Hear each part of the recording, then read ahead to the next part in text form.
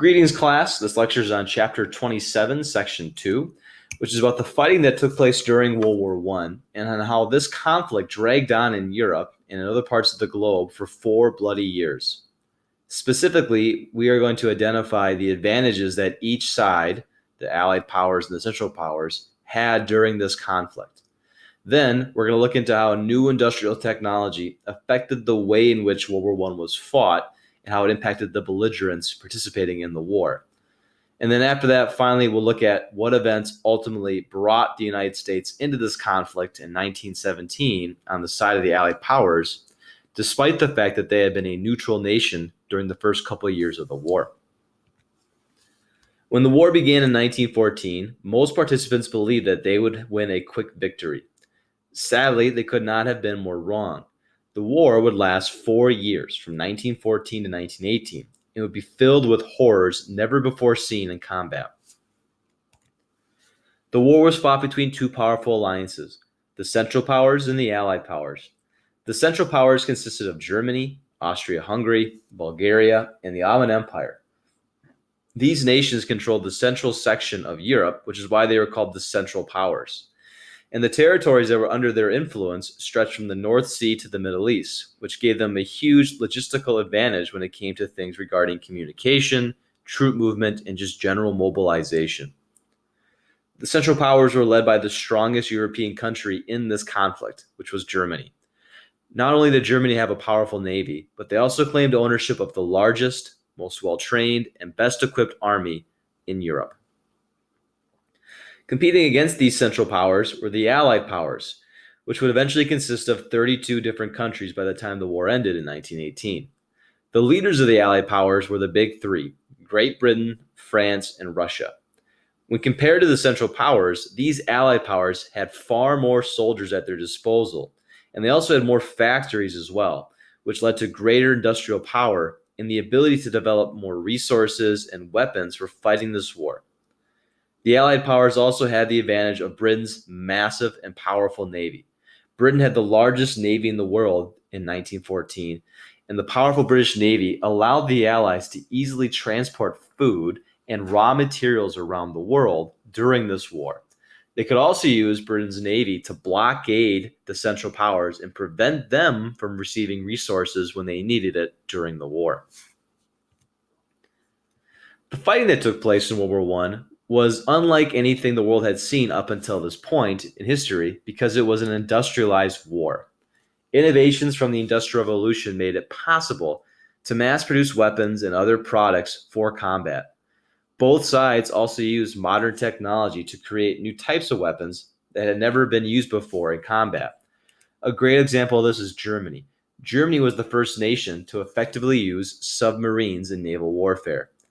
Named U-boats, which is short for Unterseebooten, or underwater boats, U-boats were the Central Powers' most effective weapon against Britain's powerful navy, since they could sink shipping vessels that were transporting war materials and resources to the Allied powers, and they could also be used to temporarily break through the British blockade so the Central Powers could receive resources.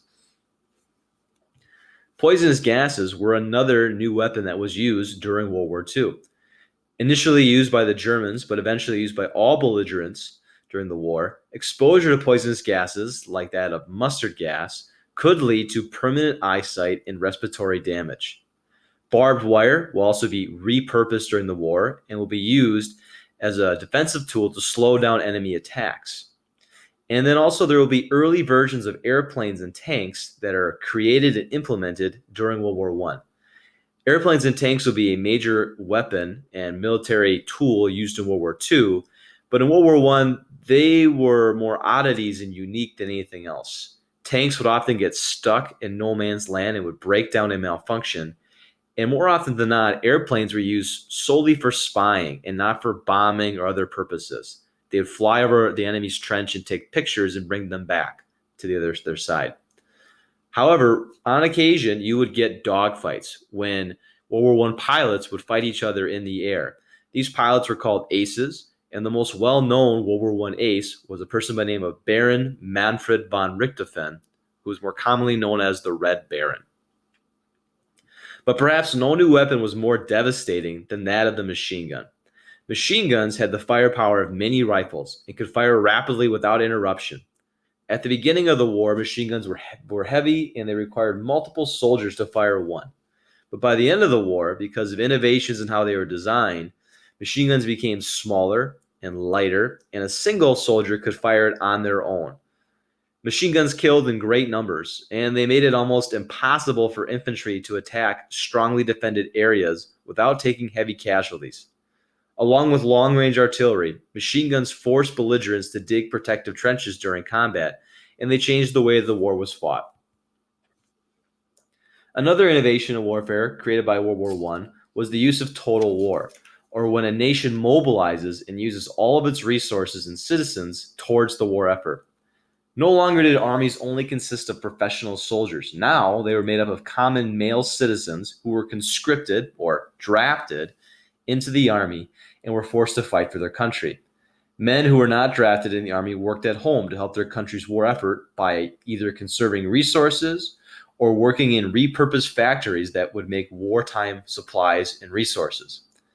As a result of total war, women received new opportunities and were able to enter the workforce in staggering numbers as they replaced the male workers who were now fighting in the war. The achievements of women during total war will end up influencing many politicians to fight for and to pass laws granting women suffrage or the right to vote. And then a final new innovation that occurred during World War I would be propaganda.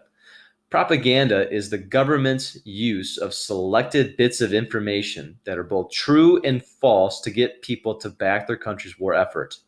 Governments would set up agencies whose only purpose was to control news about the war and to make sure that people at home were hearing only the good news and not hearing the bad news.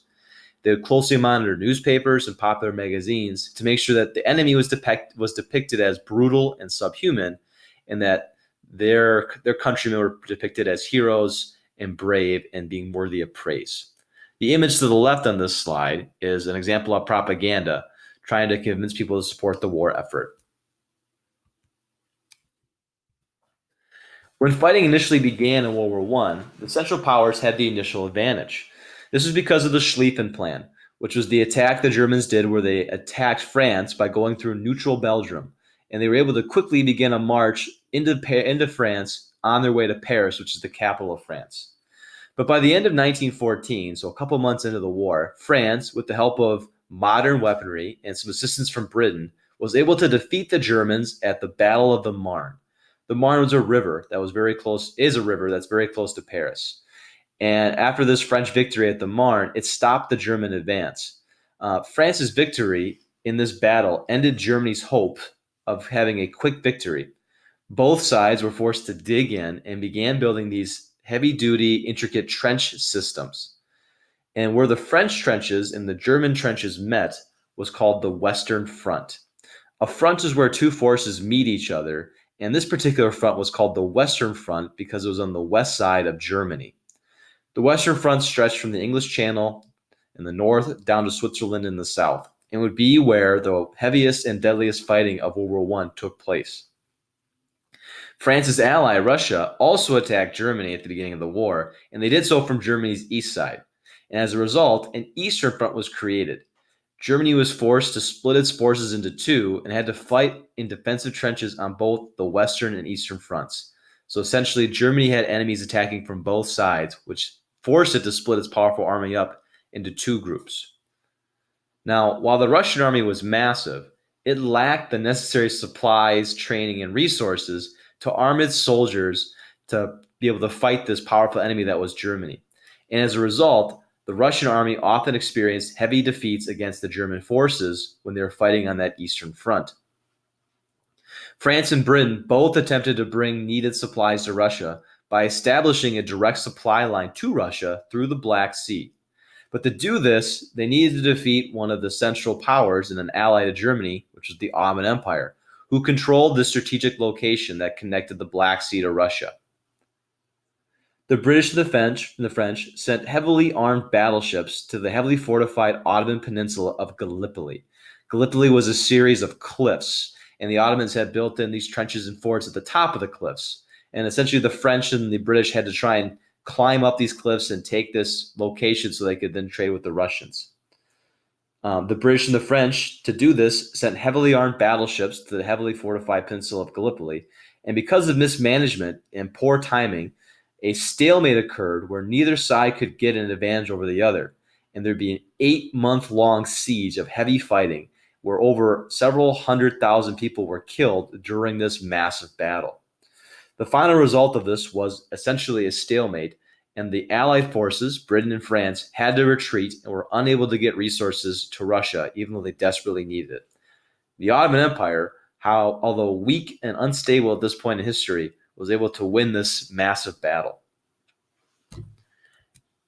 After the failure of Gallipoli and a continued lack of progress on both the Western and Eastern Front, Britain decided to change tactics and began blockading the North Sea to prevent merchant ships from bringing raw materials to German factories.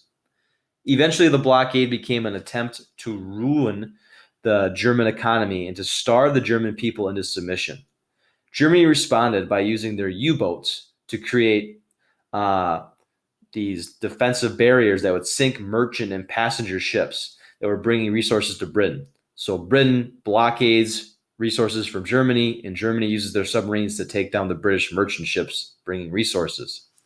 One of these ships that the Germans sunk was the British passenger liner, the Lusitania, which had been publicly carrying civilians, but secretly was also carrying war materials as well.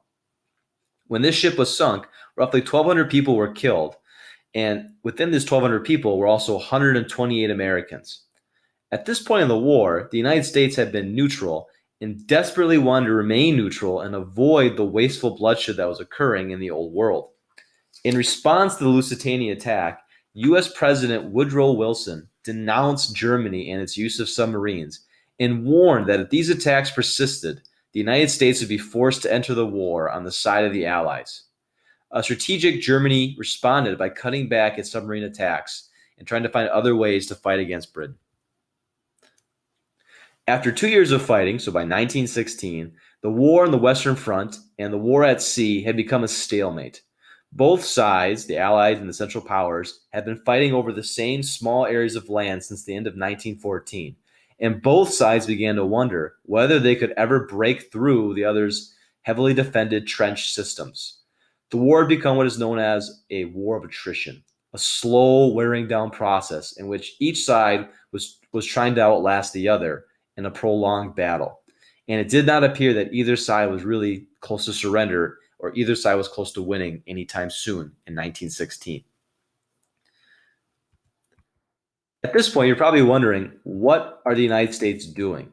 The largest industrialized nation in the world at this point. What are they doing during this conflict? Well, in 1914, the United States declared itself neutral. So when the war started, they didn't pick a side, and they said they wanted to be neutral, and that this war was strictly a European affair. But over the next 3 years, several events would take place that would ultimately push Americans into this conflict. First, financially, the United States actually benefited greatly from World War I, since American companies and banks would trade with both the Allied and Central Powers. They were making money off of both sides that were fighting in this war. However, as the British blockade kicked into effect and began to strengthen its grip around Germany and the Central Powers, denying them access to American goods and money, the United States began to trade exclusively only with the Allied powers. This, along with British propaganda distributed throughout the United States, created a growing American support for the Allied powers to defeat the Central Powers. Second, Germany, sensing this American bias toward the Allied powers, created a plan to prevent possible American intervention in the war. Arthur Zimmermann, a German foreign minister, delivered a secret telegram to the German ambassador in Mexico, proposing an alliance between Mexico and Germany. In this agreement, it said if Mexico attacked and distracted the United States, then Germany would eventually help Mexico regain Arizona, New Mexico, and Texas, which was territory that the United States had seized from Mexico in an earlier war. Once the war in Europe was over, Germany promised to come help the Mexicans retake that American land. This secret message, unfortunately for the Germans, was intercepted by the British, decoded, and then given to major American newspapers and published throughout the United States. This incident enraged many Americans and turned them even more against the Central Powers. And then finally, Russia, dropping out of World War I as a result of the Communist Revolution, increased America's willingness to fight in this war, since the United States would no longer have to be allies with an autocratic government like the Russian government. Also, one last thing, Germany's resumption of unrestricted submarine warfare led to the death of many American maritime passengers. After the Lusitania was sunk, they backed off on sinking merchant ships, but as they became more desperate to defeat the Allies, they began sinking merchant ships again. And this enraged the United States and led to more American deaths. After this happened, the resumption of unrestricted submarine warfare, U.S. President Woodrow Wilson asked Congress to declare war against the Central Powers in 1917 so that the United States could make the world safe for democracy. And as a result, after years of stalemate and attrition, the United States would enter into the conflict and play a dramatically important role in turning the tide of the war.